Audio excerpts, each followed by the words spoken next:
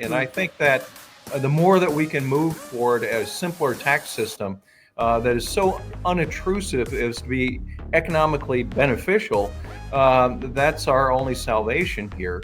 And that's what I've tried to do in my book, Taxocracy, is outline how we can move toward a system, a tax code that gets out of our daily lives, that is economically, not only economically unobtrusive, but economically beneficial, because it rewards saving, it rewards capital investment, it rewards economic growth, rather than punishing all of those things. Instead of focusing on winning arguments, we're teaching the basic fundamentals of sales and marketing and how we can use them to win in the world of politics, teaching you how to meet people where they're at on the issues they care about. Welcome to The Brian Nichols Show. Well, hey there, folks. Brian Nichols here on The Brian Nichols Show, and thank you for joining us on, of course, another fun-filled episode. I am, as always, your humble host, joining you from our lovely Cardio Miracle Studios here in sunny Eastern Indiana. The Brian Nichols Show is powered by our amazing friends over at Amp America. Folks, if you're looking for the news you need to know without the corporate media bias or fluff, head over to ampamerica.com. We have podcasts, we have news articles, we have opinion pieces, and more. One more time, ampamerica.com. Also, the Brian Nichols Show is powered by our amazing studio sponsor, and that is Cardio Miracle. Now, folks, I've been using Cardio Miracle for well over a year now, and y'all have heard the story time and again. The Cardio Miracle difference is 1,000% real. What is Cardio Miracle? Well, stick around for later in the episode. We're going to talk about how Cardio Miracle is, in fact, the best heart health supplement in the world and will help lower your blood pressure, present you a better night's sleep, plus improve that pump at the gym, lower your resting heart rate, and more. Stick around. We'll talk about how later on in today's episode. But for today's conversation, we're talking about something that everybody knows and loves: taxes.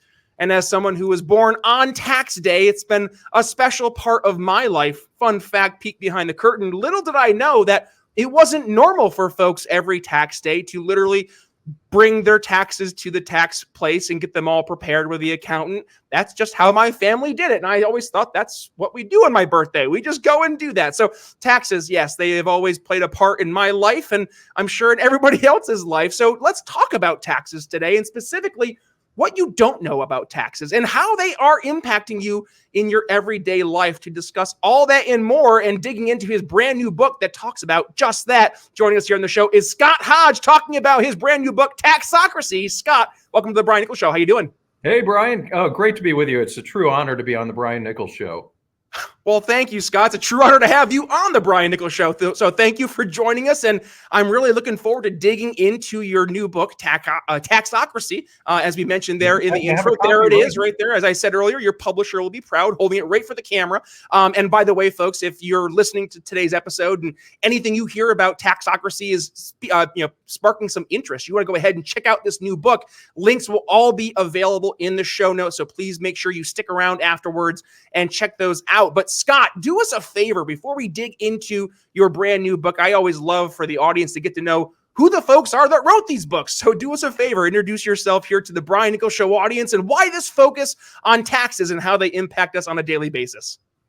Well, I have quite a history in the libertarian free market movement. I started out in Illinois, nearby Illinois, in 1981, joining the Libertarian Party there, and I helped start the Heartland Institute in Chicago in 1984. Came to Washington in the late 80s and have been here ever since, working in think tanks. I've studied federal spending for a decade. Then I moved on to tax policy.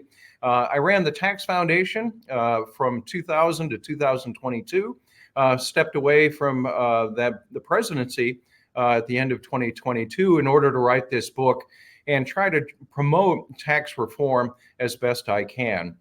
And one of the things that I've always tried to do is communicate these really difficult topics in English rather than geek speak, because it's critically important that real people be able to understand how impactful taxes are in our daily lives. And what the research shows is that, taxes affect the cost of our housing, our healthcare, They make college tuition more expensive. Everywhere you turn, taxes are a part of our daily lives, and we need to understand how we can use some of the lessons of tax policy gone awry to reform the tax code in a way that doesn't harm the economy and doesn't affect our daily lives. And that's what the nature of the book is to take the lessons from tax policy gone bad, apply those lessons to our current tax code, and move toward a tax system that's simple and transparent and neutral, doesn't affect the way we think about our daily lives, and can get the politics out of the tax code as well. I think it's terrifying to your average person when they hear the elephant in the room. And by the way, when I teach my sales teams, we always talk about the importance of leading with this elephant in the room approach. And that's exactly what you did here, Scott. And let's talk about that now.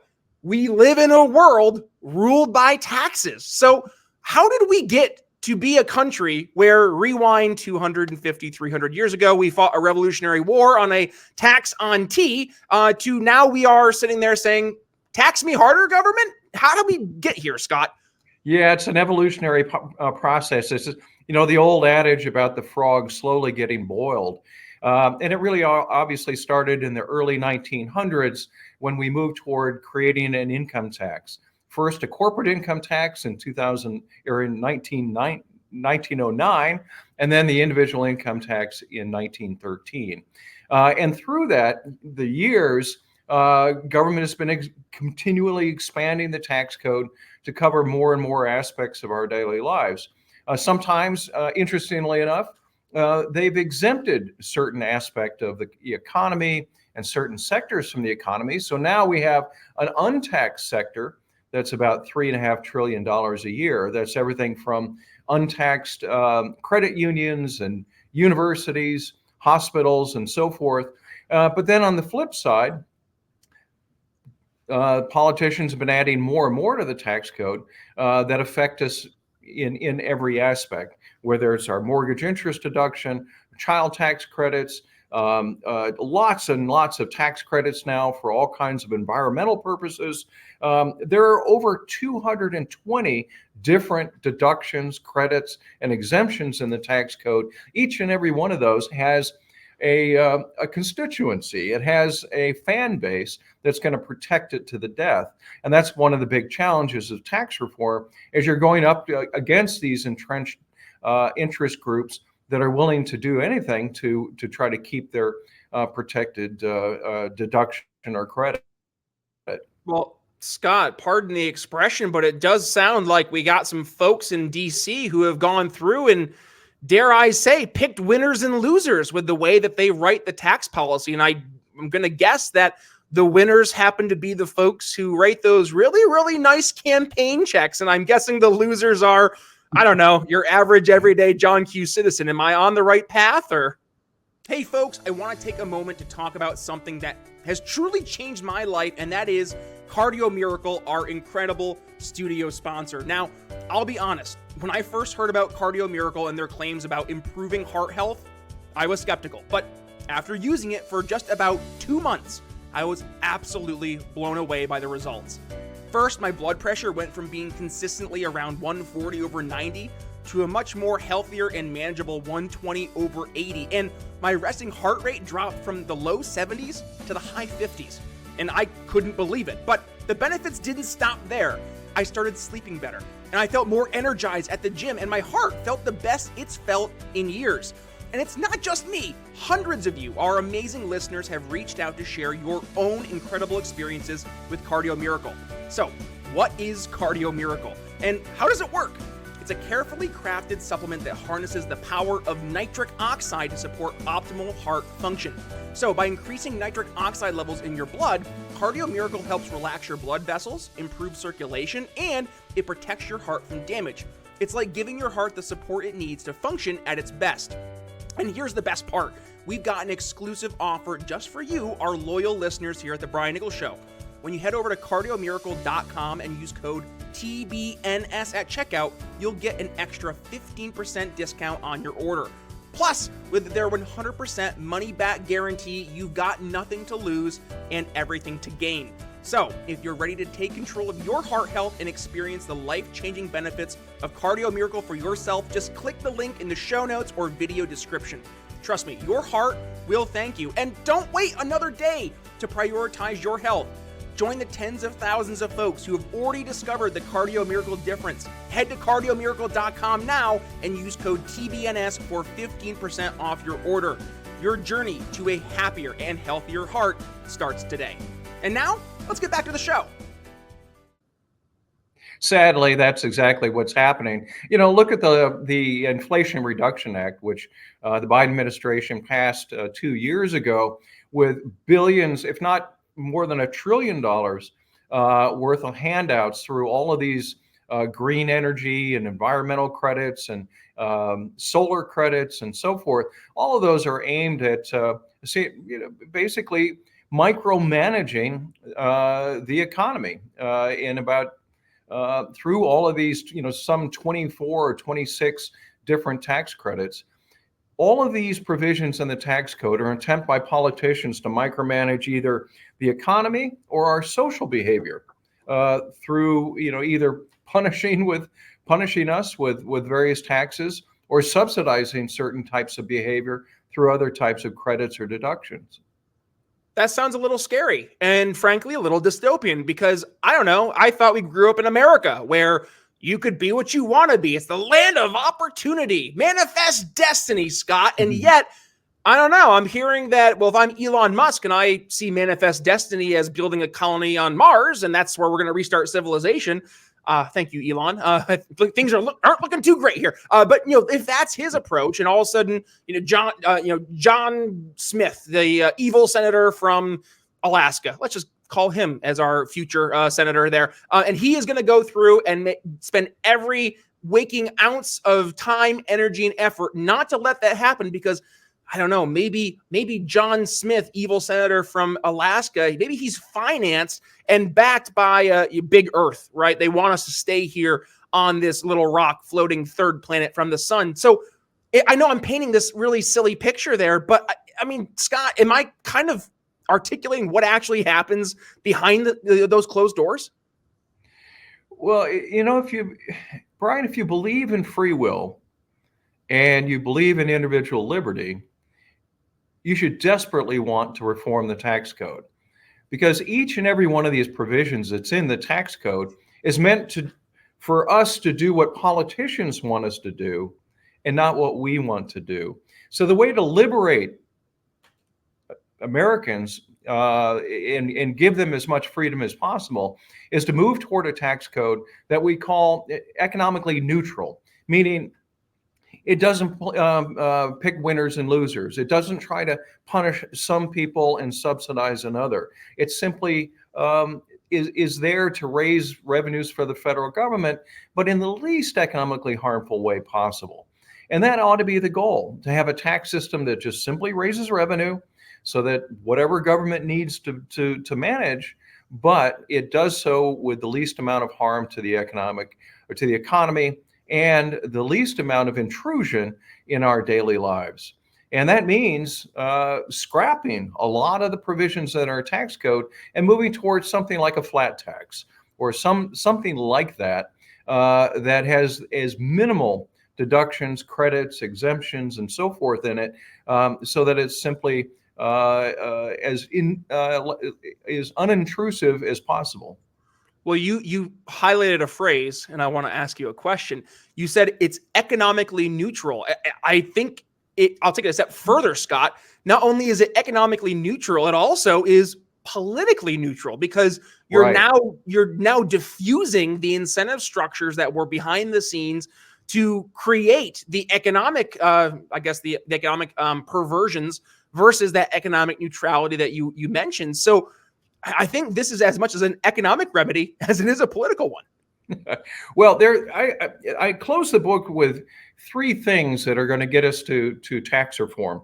First, we taxpayers are going to have to give up some of our credits and deductions. There's a lot of people think, oh, well, no, if I give up my mortgage deduction or my charitable tax credit or something like that, I'll be worse off. Well, how about if we just lower tax rates and then you can do without a lot of those credits and deductions? So we have to give up sort of this notion of loss aversion, where we have to have faith that something's going to be better off with a simpler tax code. And then, of course, businesses are going to have to decide that the tax department is no longer a profit center chasing credits and deductions in order to lower their tax bill. And then finally, politicians are going to have to come to the realization that the IRS is the worst place that you can try to micromanage or manipulate the economy or individual behavior. And that may be the biggest challenge of all. But that's exactly what we need to do if we want to simplify the tax code, get the politics out of the tax code and get the politics out of the economy and our individual lives. So let's talk about something that maybe we don't really think about. I mean, we talk about the political, the economic implications, but what about the societal progression implications? There's one little call out here in your Amazon listing. History is full of misguided tax policies that lead to, quote, see-through buildings, tax-free attics, three-wheeled cars, women in children's clothing, and baked chips to go along with our hard seltzer. So talk to us about how a perversion in the tax policy can actually lead to a perversion in normality or normalcy. Yeah, incentives matter. And in every tax, there's a story to tell about the unintended consequences that those taxes can have on incentives. For instance, I talk about the window tax, for instance, which was an 18th and 19th century tax in England on the number of windows that every building or house had in it. And it was a progressive, so you paid a higher tax rate for the more windows that you had. Well, naturally, it incentivized people to brick up or board up the windows in their homes so that they would pay a lower tax. This had a really punitive effect on poor people because landlords in some of these tenements would completely brick up all the windows in those buildings, in those apartment buildings, and thus it became a tax on light and air that punished poor people disproportionately because of the fewer windows they had. The luxury tax that Congress passed in 1993 taxed yachts and high-priced cars and furs and so forth.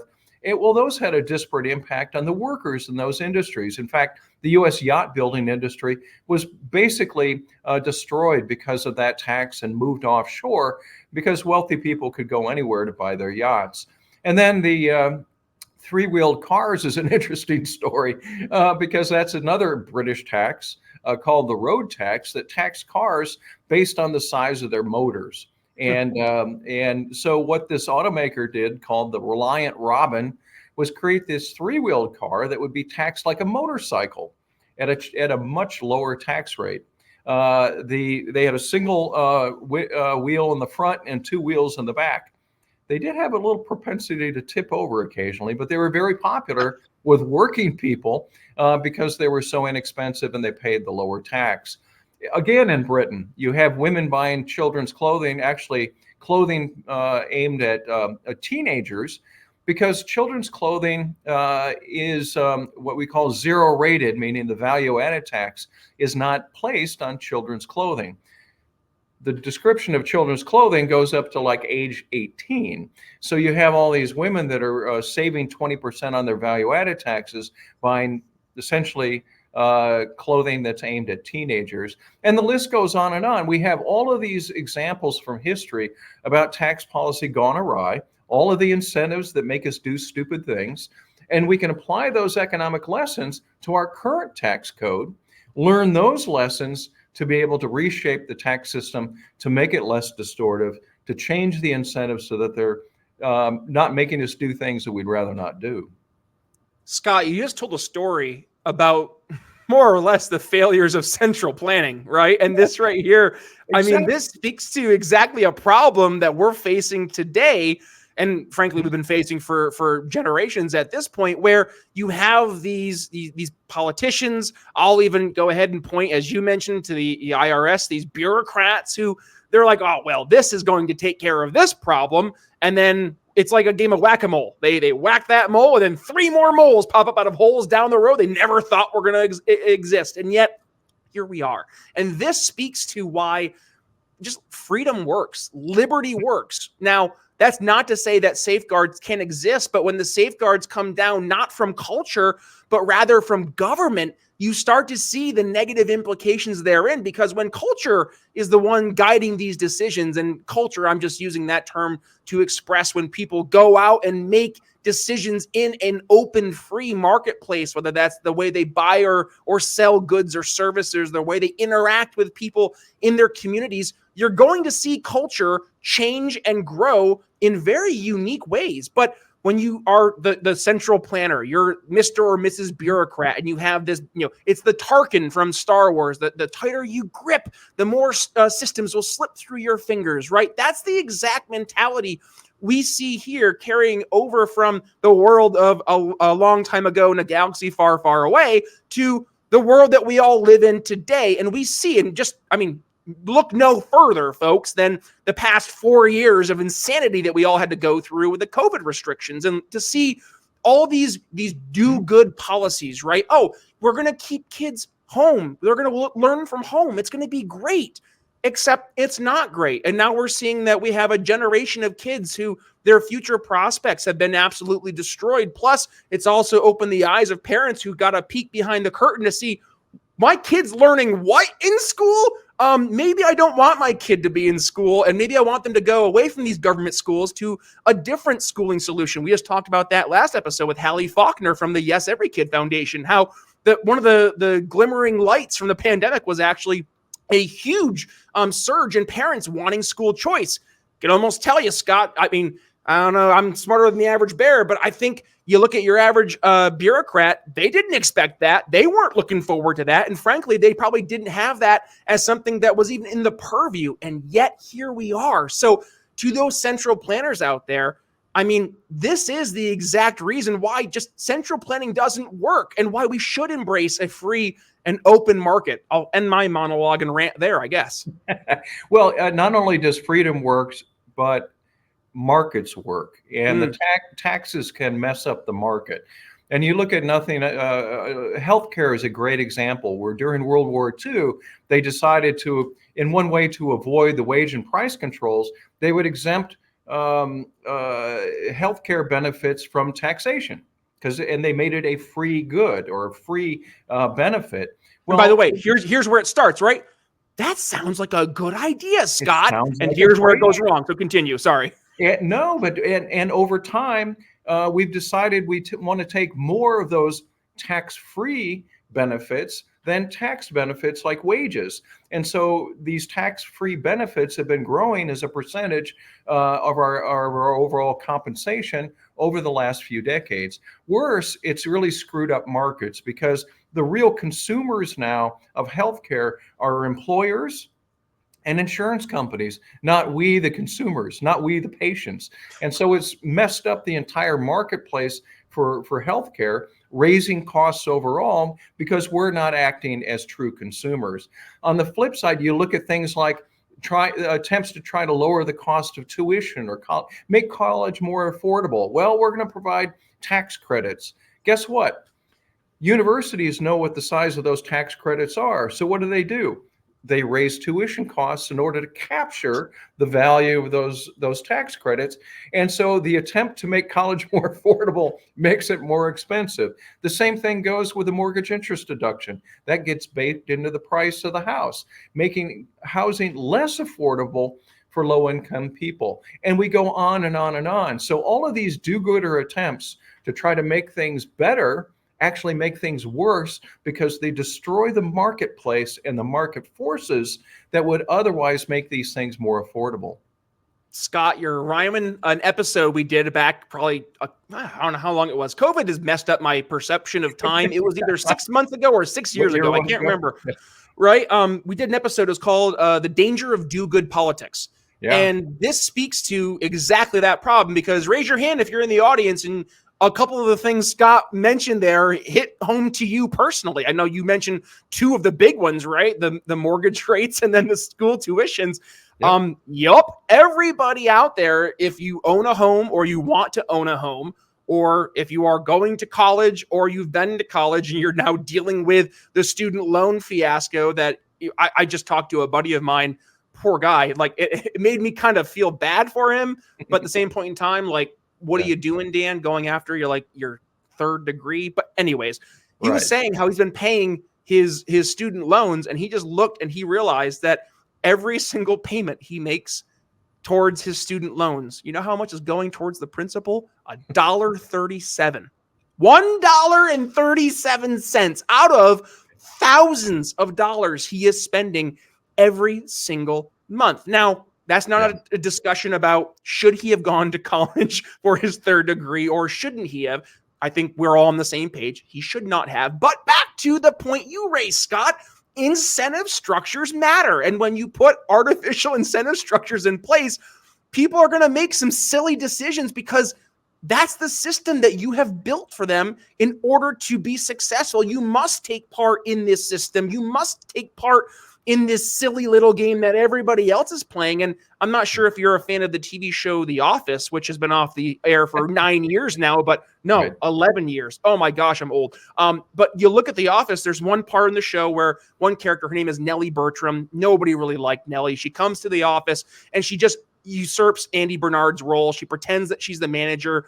Andy's not there one day, and she just walks into the office and she starts saying, oh, well, if you believe in me, as the manager, I'm going to start giving out raises. And she's like, it's like Tinkerbell. If everybody believes, then I'm the manager. This is the same game we've all been playing. We all pretend that this is working, right? Yeah, this is working. And yet we look around and we know fundamentally it's all broken. And we're just kind of playing this game because I think we're afraid, Scott, and tell me if I'm wrong, we're afraid that if we stop playing or if we point out and say, this game is inherently flawed, that the whole system is just going to come crashing down. So is this a matter of sunk cost fallacy or sunk cost politics here when we look at from an economic standpoint? Like we've just invested so much that we don't know how to get ourselves out of this? Yeah, well, I think we have a feeling like, we're shopping at Neiman Marcus and we've been given a 10% off coupon. So that makes us feel a little bit better about overpaying for an inferior product. And I think that the more that we can move toward a simpler tax system that is so unobtrusive as to be economically beneficial, that's our only salvation here.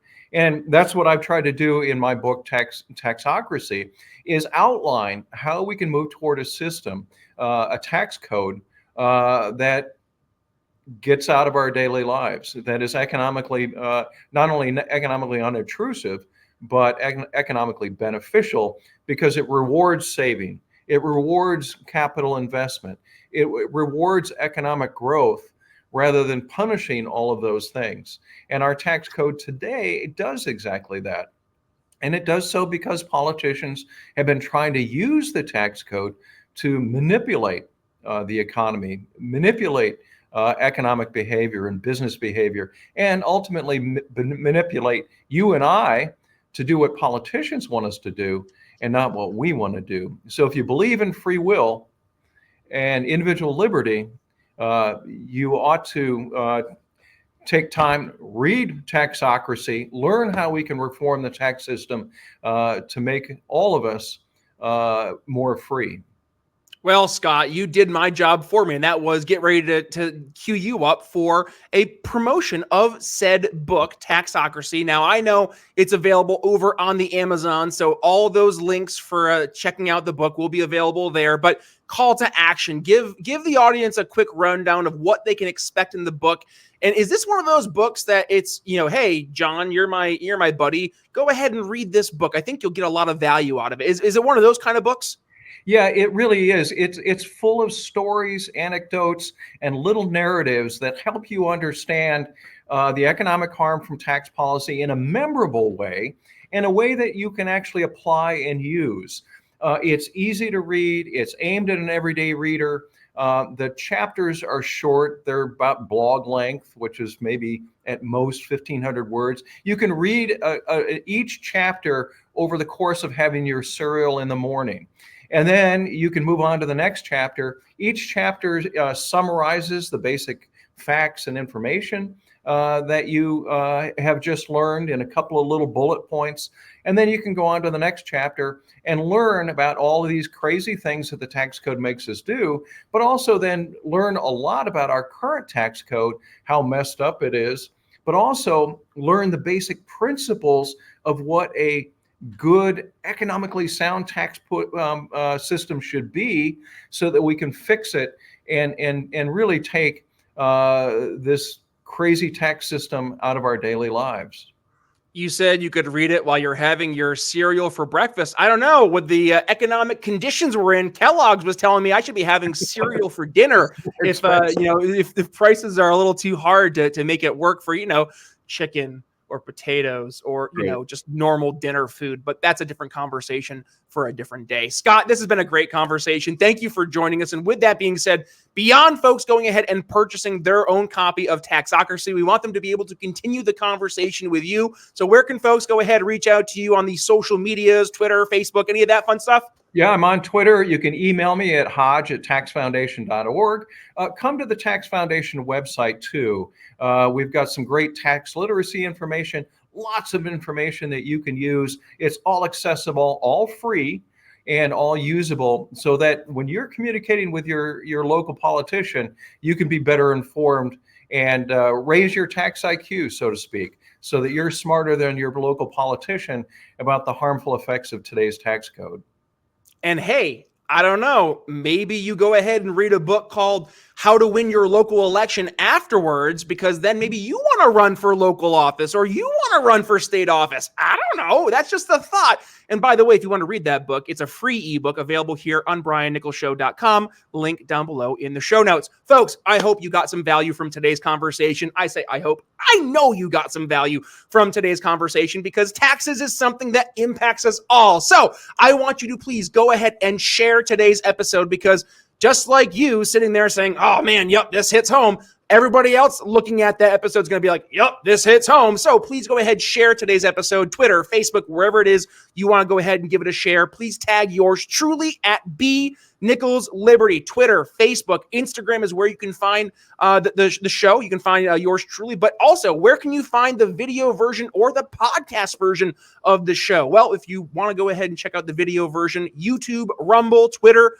Facebook, Instagram. We are uploading the entire video version of the show in its entirety over there. So please hit that subscribe button, hit that little notification bell, and of course, head down below into the comments. We want to hear your thoughts. How have taxes impacted you? Did it stop you from doing something you wanted to do, where you were getting ready to start a business or maybe start a family, buy a house, go to college, and all of a sudden you realize that the way that taxes are impacting you maybe is holding you back? We want to hear your story. Head down below into the comments. And if you're joining us on the podcast version of the show, Apple Podcasts, Spotify, YouTube Music, wherever that may be, again, hit that subscribe button and then hit download all unplayed episodes. Reason being, we have over 860 episodes here of the program, and this is the only place you can catch all 860 episodes, because yes, we've had to remove some videos.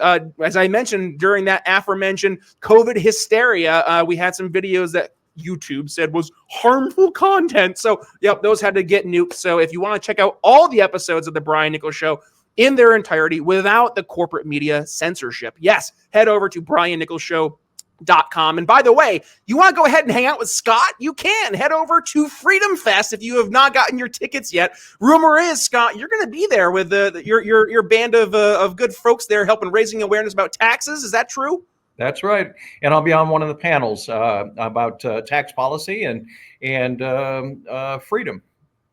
Perfect. But stuff that we really like to talk about. So head over to Freedom Fest. Tell Scott you saw him over on the Brian Nichols Show. I'm sure he will appreciate that. And also, one final plug, and that is, folks, please support the folks who support us, and that is our amazing sponsors, like our studio sponsor, Cardio Miracle. We got our good buddy over at Liquid Freedom Energy Tea, Dan Berman.